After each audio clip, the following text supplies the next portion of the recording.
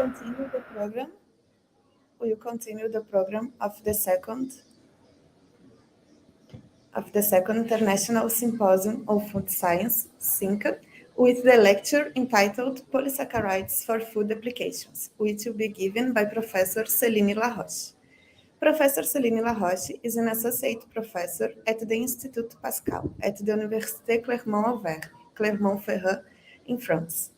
She has experience in microbiology, biotechnology, and bioengineering, working mainly on topics related to culture of microalgae for extraction and valorization of biomolecules, with specific emphasis on exopolysaccharides. Her current projects are microalgae EPS and ANR Polysaccharide. Professor Céline Laroche, on behalf of the organizing committee of the Second International Symposium of Food Science, we appreciate your availability to give this lecture with a topic of a great interest in our area. Professor, wherever you're ready. Thank you, Chriselle.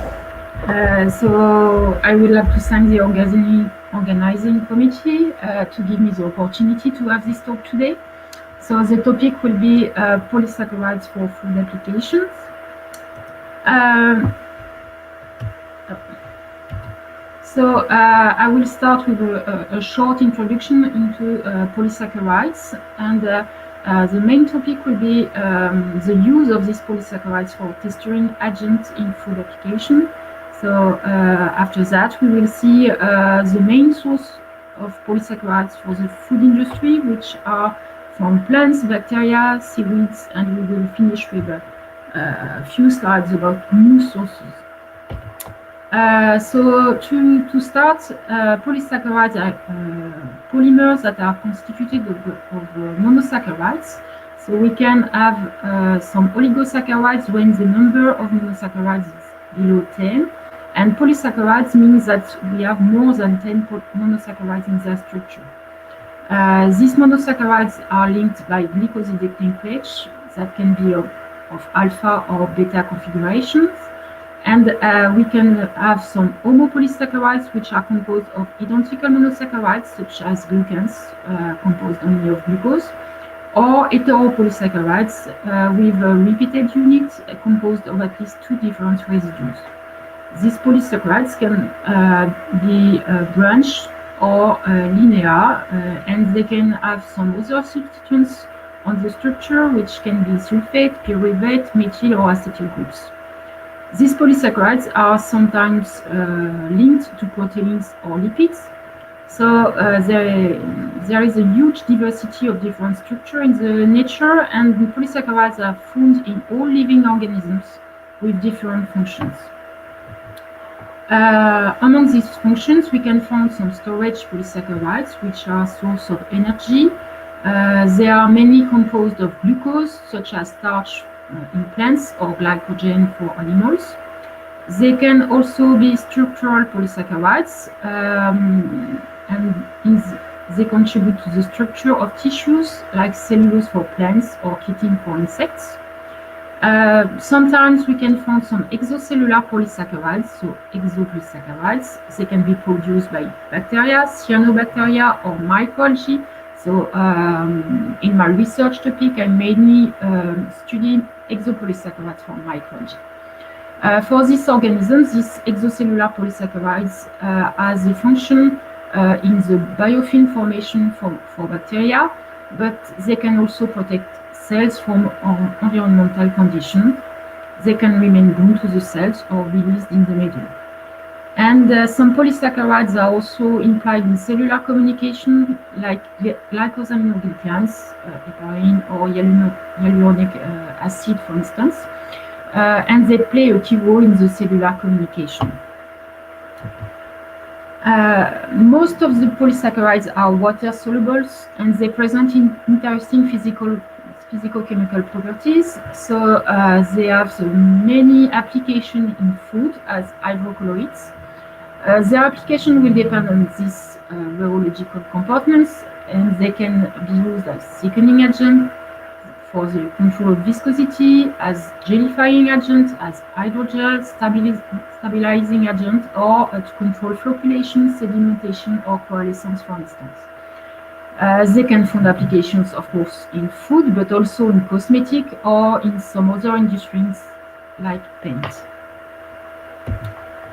The origin of viscosity of polysaccharide solutions is from their can be found in 3 different conditions. So the viscosity will increase with concentration in polysaccharides.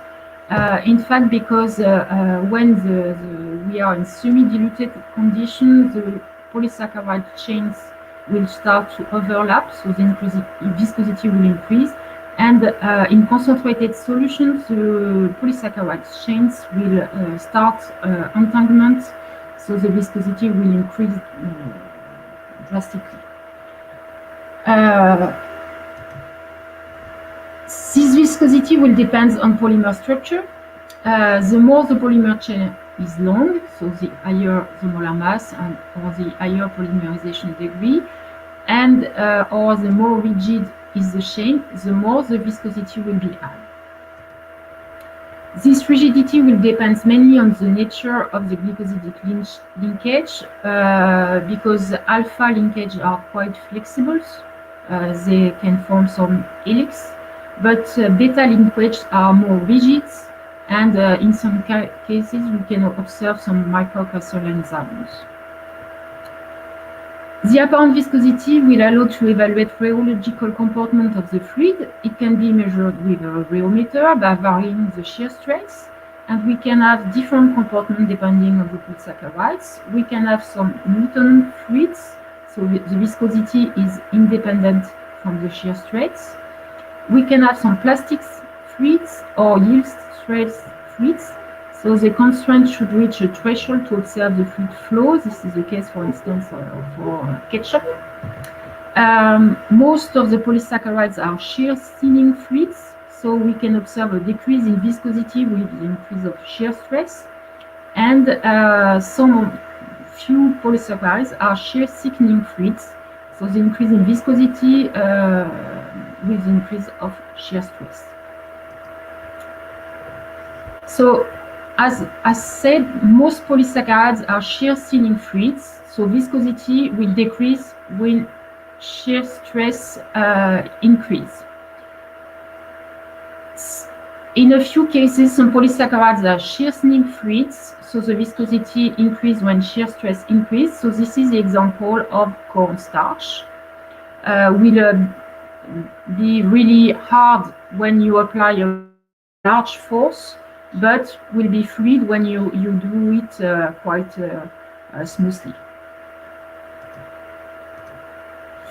So how to choose a good texturing polysaccharide? So it will depend on the structure, on the texture wanted. So we can have something like a gel, we can have something like a viscous fluid.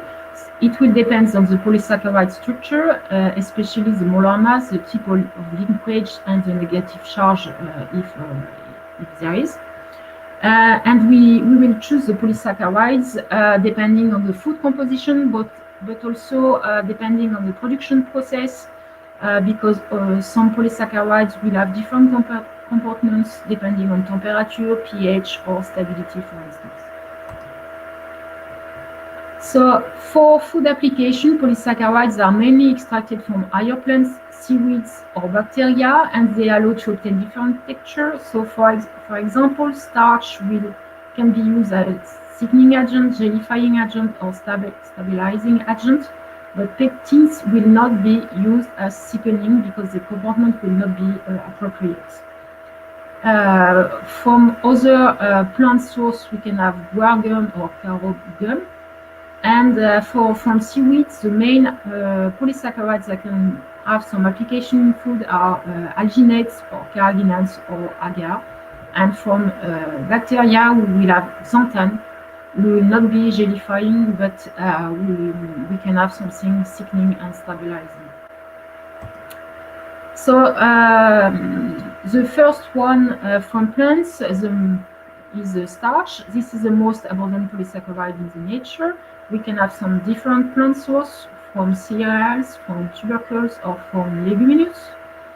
Starch is accumulated into granules that are insoluble at cold temperature. So some thermal treatment is required to obtain the texturing properties of starch.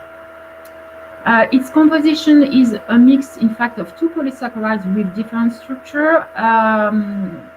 Amylose, which represent 20 to 30% of dry weight. This is a linear macromolecule of glucose with mainly alpha-1,4 linkage and few alpha-1,6. And we have amylopectin, which is about 70 to 80% of dry weight, which is a branch polymer of glucose with alpha-1,4 and a long alpha-1,6 branch. So as previously said, we need to heat starch to make it soluble and use it for food application.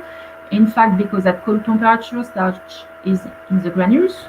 When you start increasing temperature, the viscosity will increase because granules absorb water and their size increase. At the gelatinization temperature, granules start to explode and amylose is released in the medium. And if you continue to increase the temperature, the viscosity this time will decrease. This is the starching temperature, and amylopectin is progressively solubilized. So this starching temperature is a key parameter as it will fix the amount of solubilized amylopectin and then the viscosity of the product. Gelification also depends on the ratio amylose-amylopectin and then on botanic source, because depending on the source, the amount of amylose will be quite different, and you will have something really as a gel or something more thick. The second polysaccharide that is used in food is pectins. It's a constitutive compound of the fruit cell wall. They play a key role in the water retention in the plant cells.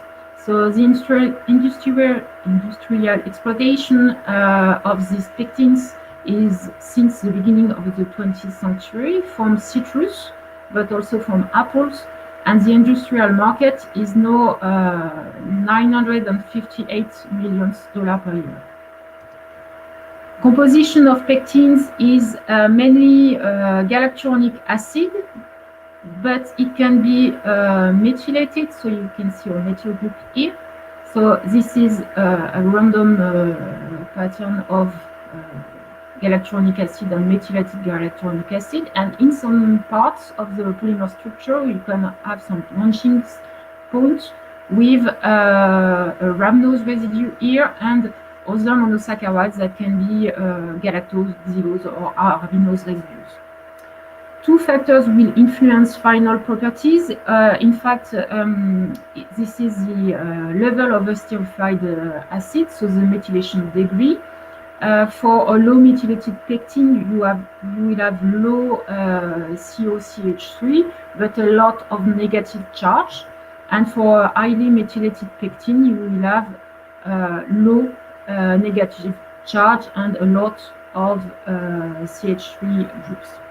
And the second factor will be the amount of branching junctions and their length, because it will prevent the gelification. So for low methylated pectin, so a lot of negative charge, we can observe a gelification of the pectins with different cations, such as calcium, with a model which is called egg box model. In fact, the calcium will interact with two polysaccharides chain because of the positive charge of the calcium and the negative charge of the polysaccharide chain. So it will create a network, and the presence of branching is unfavorable as it prevents the chains to be closed. For the high methylated pectins, so a low negative charge and a lot of methyl groups, the gelification will occur only after thermal treatment because these pectins are less soluble because the presence of the methyl groups increases hydrophilicity. So thermal treatment will contribute to association of hydrophobic zones, and gel is obtained only after cooling. Other source of polysaccharides from plants which can be used in food is galactomannans, saguaro, and carob gum, coming from some seeds of the Siamopsis tetragonolobus and Ceratonia silica. So different botanic source in different country, but some polysaccharides which are not really different. Both are composed of mannose and galactose and have main chains linked in beta-1,4 linkage, with branching of galactose linked to mannose by alpha-1,6 linkage. The main difference is that for guar we have 1 galactose for 2 mannose, and for carob we have 1 galactose for 4 mannose. Have closed properties, but the differences are that guar is soluble whatever temperature, but carob is only soluble at high temperature. And both are thickening agents independently of the salinity, so it's an interesting property for food application. And the annual market is around $500 million a year for each. And finally, Arabic gum, which is produced by acacia trees in Africa. Despite several hundred of different acacia trees, only 2 species are industrially exploited, so it's Acacia senegal and Acacia seyal.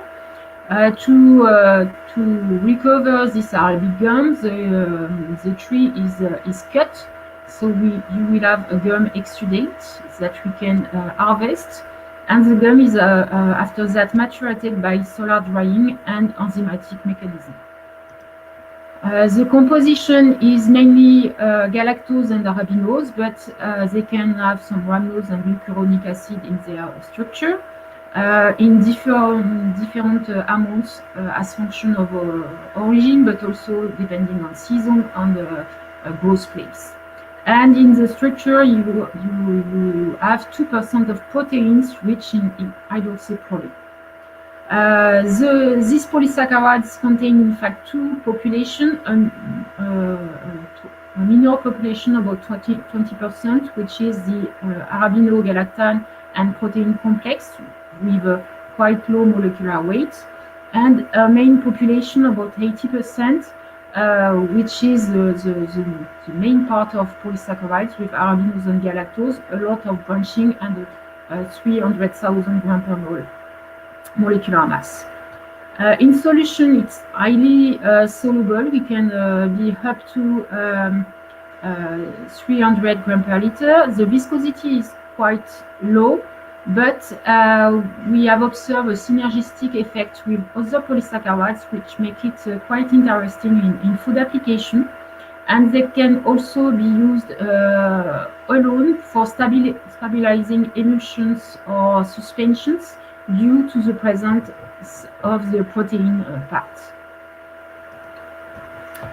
Now, other polysaccharide source is seaweeds, which are really used in food application.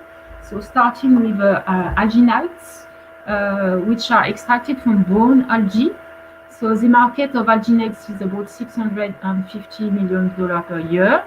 The composition is of mannuronic acid and hyaluronic acid linked by alpha-1,4 and beta-1,4 linkage. And depending on the algae species, the location, the season, some difference can be highlighted on the molecular mass, but also on the monosaccharide composition, especially the mannuronic and hyaluronic ratio, and on the monosaccharide repartition along the chain.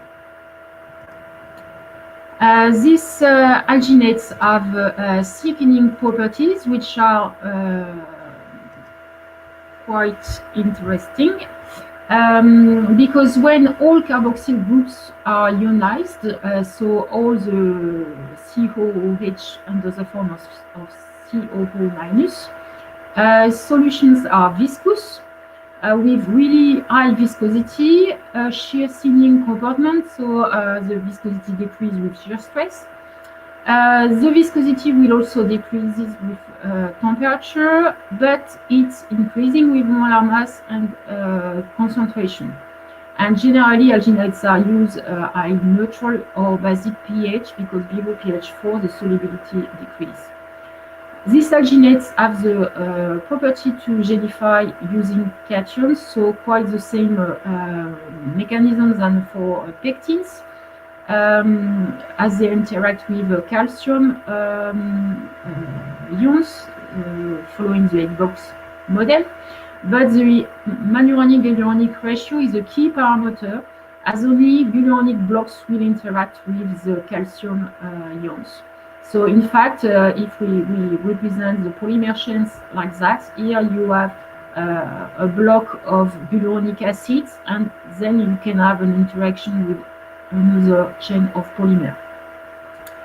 If the calcium concentration is too high, the gelification will be too important, and you can have a gel with a high synergesis, so a high release of water. And if the calcium concentration is too low, the gelification will not be complete, and only a thickening effect will be observed. So this is another way to control the final texture of the food product you want to obtain. And now carrageenans, which are a big family of polysaccharides from seaweeds that can be used in food application. So they are extracted from red seaweeds by hot water or hot alkaline extraction. Carrageenans are divided into several families depending on the sulfation degree and the position of these sulfate groups. So you can have some kappa carrageenans, iota carrageenans, mu carrageenans, lambda carrageenans, and mu carrageenans. And this different structure will give some different rheological properties, so different use in food application. They all contain galactose and 3,6 anhydrogalactose and sulfate groups, but the positions are different. The market for carrageenans is really big, as it's more than $900 million per year. All these carrageenans have not the same solubility, so lambda carrageenans are more soluble than iota and then kappa. But we can improve the solubility by increasing temperature. And lambda carrageenan will be only a thickening agent. There is no gelifying properties. Only iota and kappa carrageenans will have some gelifying applications. They are mainly used in dairy products as they can gelify, they can interact with kappa-casein, which is a main protein in milk, at low pH. And the presence of calcium in the milk enhances this gelification with still the same 8-box mechanism. So they can be used as stabilizing agent for emulsion, but their use is now extended to different products such as meat, beverage, ice creams, or sauce, mainly because they can also be used as fat substitutes. And recently, some application as protective coating on fruits has been developed. And finally, the last polysaccharides from seaweed. No, sorry. It doesn't start. So the last polysaccharides from seaweeds is agar, which is extracted from some red seaweeds or green seaweeds by hot water and acid extraction. The composition is of galactose and 3,6 anhydrogalactose, but there is no sulfate groups. So this is the difference, the main difference with carrageenans. Agarocolloids present the same repeated unit, which is agarose, but contain other monosaccharides. So there is not only one agar, but several kinds of agar, depending on the source. The market is about $215 million per year. The specificity of agar is that it's soluble only at high temperature, and gel is formed by cooling. And the gelification is thermoreversible. So now we have some application of agar for food, but during time it was used mainly for microbiology plates, for instance, to have the petri dishes get, and now it's for food. Now polysaccharides from bacteria, starting with xanthan. So it's produced by fermentation of a bacteria which is Xanthomonas campestris. So this bacteria is a plant pathogen, and its polysaccharides helps in adhesion to the cells to the leaves. It's historically one of the first polysaccharides industrially produced by fermentation of bacteria. So the process is quite simple. The cultivation in fermenters, and after that there is a sterilization to kill the bacteria, and polysaccharide precipitation with alcohol, drying, and milling. The market for xanthan is about $450 million per year. Regarding its structure, there is the main chain of glucose linked by beta-1,4 with branching with a trisaccharide motif, which is mannose, hyaluronic acid, and mannose. So the originality of this polysaccharide is that the branching chain is composed of 3 monosaccharides, so it's longer than the main chain repeated unit, which is only 2. There is acetyl groups on the mannose residue, so it gives an hydrophobicity, and pyruvate group linked to the carbon 4 and 6 of terminal mannose. Xanthan is soluble at cold temperature. It has a yield stress comportment. Sorry for the music. Normally there was not. Well, so okay. It can be used as thickening and stabilizing properties with a very high molar mass. And high viscosity is due to the formation of a rigid helix. So under native state, xanthan forms a double helix, so 2 polymers change, or a simple helix. So thermal treatment during extraction or purification steps or processing are really important for final properties, because xanthan presents higher viscosity in salt solution than in water. So at native state, the viscosity is high, and by increasing temperature or decreasing the salt content, we can have a denatured state with a low viscosity, so it's an irreversible process. And by increasing salts and decreasing temperature, we have a renatured state with only 1 polymer chain, but the viscosity is again high, and this process is reversible. Another source of polysaccharides from bacteria is gelan, produced by Sphingomonas paucimobilis. So it's a linear polysaccharides composed of a tetrasaccharidic repeated unit, glucose, glucuronic acid, glucose, and rannose, with acetyl and glycerol groups. And the more acylated is the polymer, the less gelifying. So for low acylated polymers, because we can chemically deacylate the polymer, we can form some low reticulated elastic gels, and these gels will not be impacted by acid pH or more temperature. And finally, the last polysaccharides from bacteria that can find application in food is curdlan. So it's a quite interesting polysaccharide because it's a linear beta-glucan produced by fermentation of agrobacterium.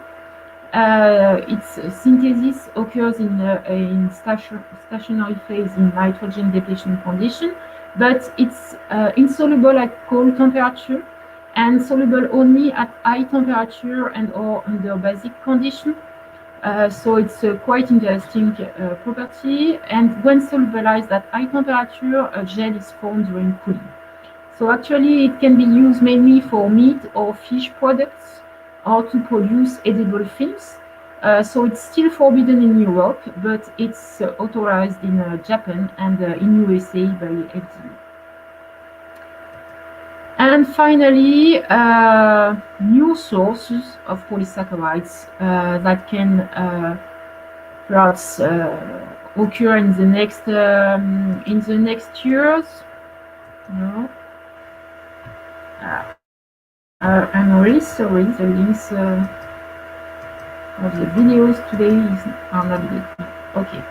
Exopolysaccharides for microalgae can be developed for food application in the future because there is a huge diversity of structure with original rheological properties. In some cases, we can have really high viscosity, so that's what I wanted to show you on the video, but it doesn't work. Okay. So here you have, for instance, a microalgae which is called Miro-Rhodella cyanea, and here with a specific coloration, you can see that the polysaccharide, which is an acidic and sulfate polysaccharide, is released in the culture medium, so it appears here in blue. This is a really interesting polysaccharides on which I'm working actually, and with a really high viscosity as during the cultivation, when the polysaccharide is produced and released in the culture medium, in fact the culture is already a gel, so that's I wanted to show you. And another example of exopolysaccharides from red microalgae that can be interesting in the future is the one on Flintiella sanguinaria, on which I worked a few years ago. These polysaccharides had a yield stress compartment, but as you can see, the viscosity is really high when you increase the concentration. Is example of 0.5 gram per liter. It's a liquid, but when you increase the concentration up to 10 gram per liter, it is so viscous that you can reverse the beaker. Here's some example of the results we obtained on viscosity measurement. So in fact, three curves about the OPS from the microalgae and compared to 3 concentration of xanthan. And as you can see, the viscosity is greater than that of xanthan, which is normally one of the more viscous polysaccharides actually used in food application. And you can see also on this last curve that the viscosity is not affected by temperature, whereas for xanthan the viscosity decreases when you increase the temperature. So this is a quite interesting properties because the viscosity will not be changed by process food production. And there is also no effect of pH nor salts. So quite original rheological properties. So actually the production costs are quite high, but perhaps in the future we can have some polysaccharides from microalgae for the food industry. And thank you for your attention, and of course I will answer any question.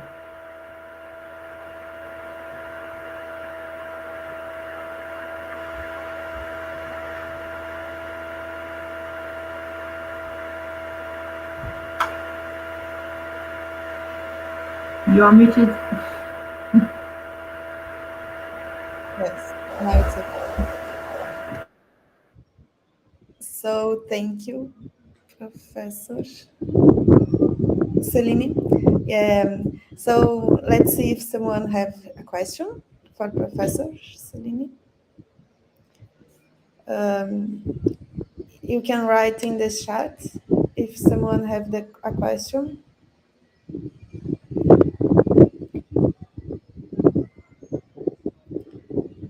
You can write. Vocês podem escrever em português as perguntas, se alguém tiver alguma dúvida, que eu posso traduzir para a professora Celine.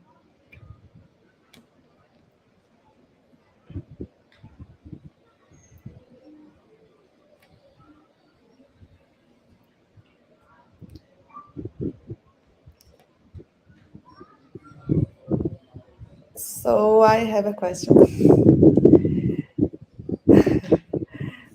It's a general question, but Professor, what is the most promising microalgae for polysaccharide extraction?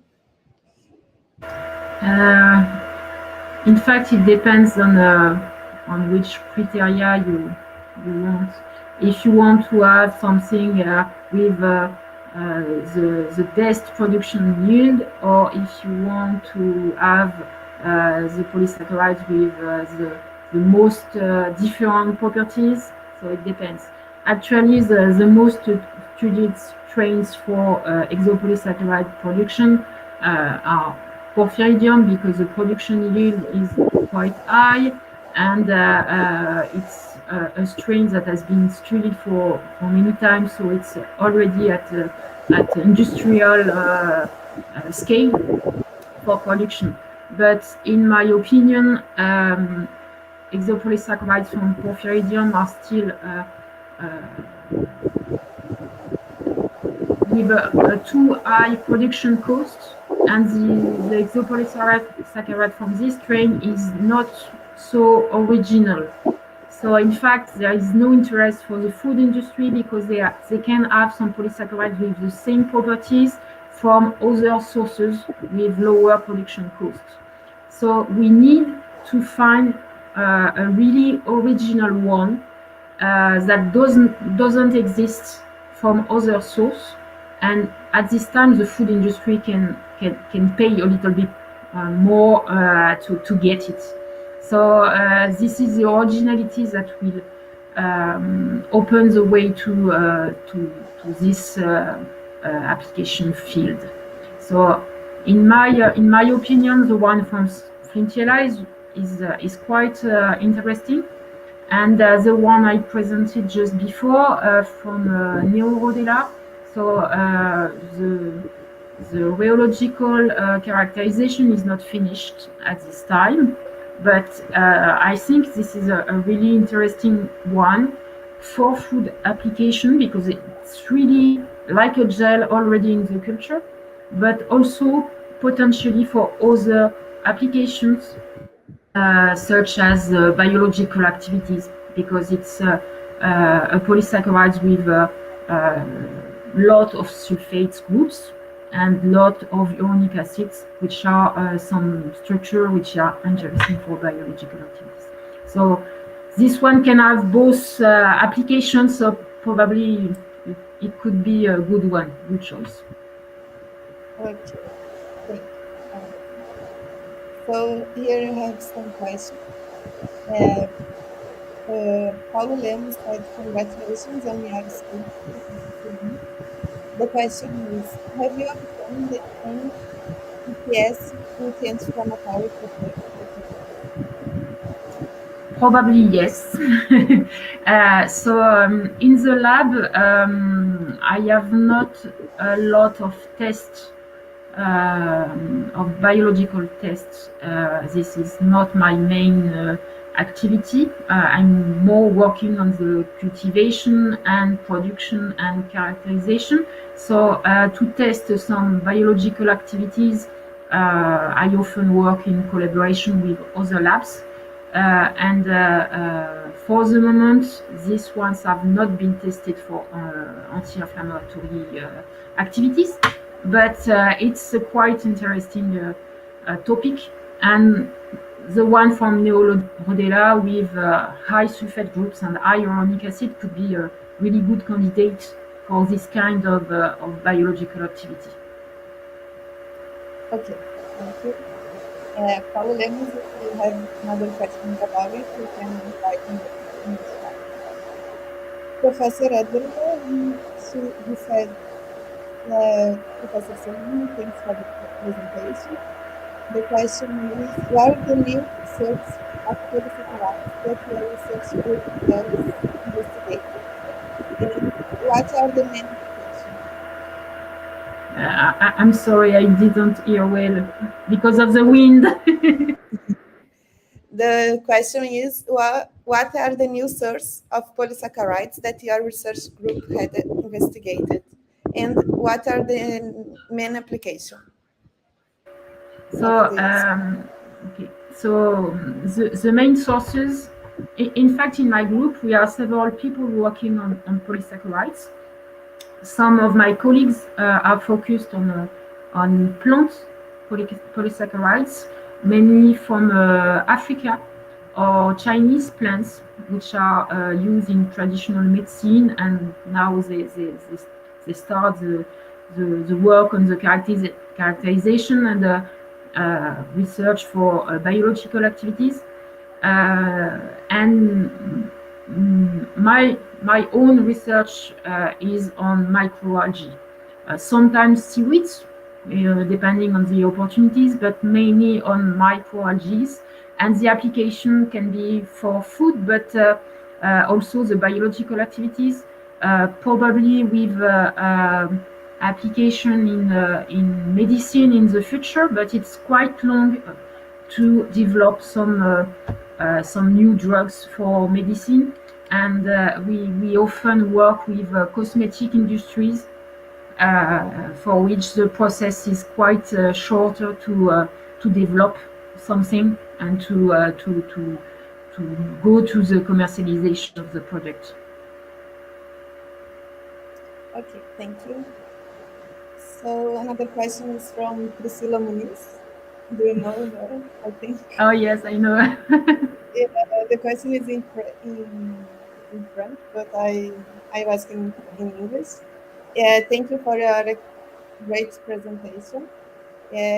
What are the microorganisms that have most most promising? I think it's almost the same question as I did. What are the microorganisms that has the most potential of polysaccharides production? For microalgae, I think this is a red microalgae. So the group of Porphyridium, but also the group of Flinchella and the group of Neurodela. In fact, all are red microalgae because we can have some polysaccharide produced by green microalgae or by cyanobacteria, but the production yields are much lower, and so it's difficult to think about an application at the commercial scale because of this low yield. For red microalgae, the amounts are quite large, so we can hope that the production cost will be quite reasonable and to increase the scale of the production. So for me, this is the most promising microalgae. Okay.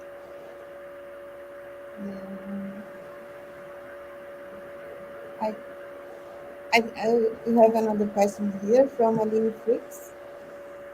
The question is the classic way to biopolymers polysaccharides production is the fermentative way. So between the strategies, what is the best one to increase the productivity for EPS polysaccharides? I don't know if you understand the question. Yeah, no, not really. Your question was how to increase the production yield of EPS? Yes, actually, she said that the main way is a fermentative way to produce the biopolymers. So, what is the strategies to increase this productivity? For microalgae? No, Or from others? No, for bacteria? by fermentation. Yes, by bacteria. For bacteria, so the main polysaccharides for food are xanthan and gelan and curdlan. The most promising strategies are the genetic modification of the bacteria to increase the production yield. But for xanthan, probably it will not be possible because even with a wild strain, we have a high production yield, and the high viscosity of the xanthan is a problem, in fact, in the fermentation process. Because when the xanthan is produced, the viscosity increases in the fermenter, and it prevents some gas transfer and so on. So at a moment, the production stops. So only continuous culture can be possible to increase the production yield, and it's not so easy for xanthan. So gelan and curdlan, it is possible. For xanthan, I think we are already at the quite top of the production. Okay. Another question. Many of the data presented today was about eco-soluble polymers. Are any of the sources presented able to produce polysaccharides that can keep no aqueous medium, such as ethanol water mixture? No. No. Sorry. You put here in the chat. Now, can you read? You can read better than me. Sorry. Okay. No, it's difficult. This kind of medium is difficult because, in fact, it can be possible, but only if the ethanol content is quite low. Because one of the properties of the polysaccharides is that they will become insoluble at high ethanol concentration. So if we stay below 50% of ethanol, they can be still soluble, but we have a different comportment in solutions than in water. And for higher ethanol concentration, it will be insoluble. So it's difficult. When we have some ethanol, it's difficult. Okay. Paulo Lemos said that about your answer, related the question about anti-inflammatory activities. So thank you very much, Professor Celine. EPS anti-inflammatory activities are really an outstanding and promising research topic.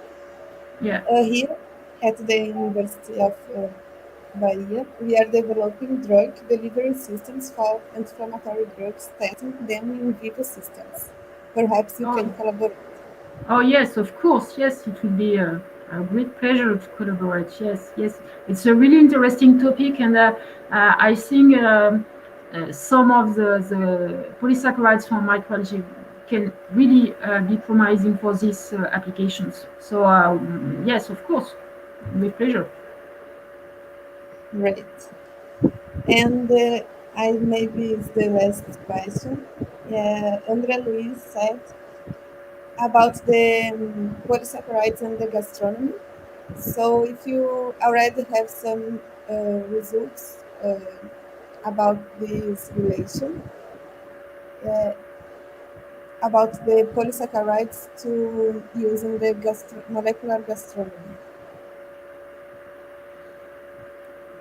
Yes, why not? Yes, we can. We can taste. I don't know why not.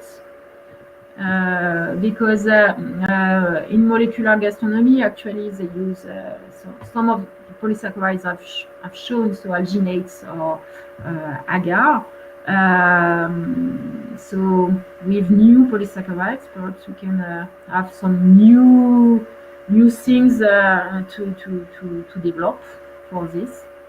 Yes, he asked if you in your group did already research about it. No, not really. We are looking from gelifying properties or for sinking properties, but not thinking about this kind of application. But why not? It can be fun. It's an interesting topic. So I think you don't have any more questions.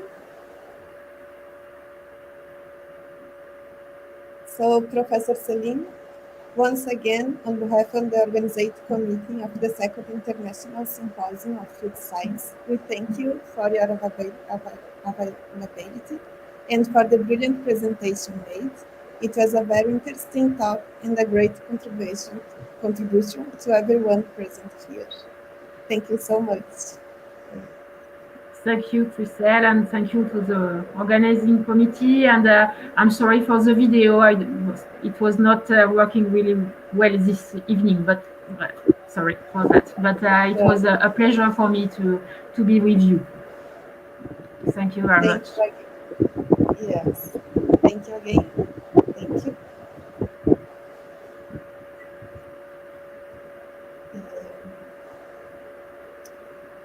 Então, neste momento, faremos uma breve pausa e retornaremos através de outra transmissão já disponível no canal do YouTube, com a palestra da doutora Maria Florência Zacarias, intitulada Aplicação de probióticos para a produção de alimentos funcionais. Até breve.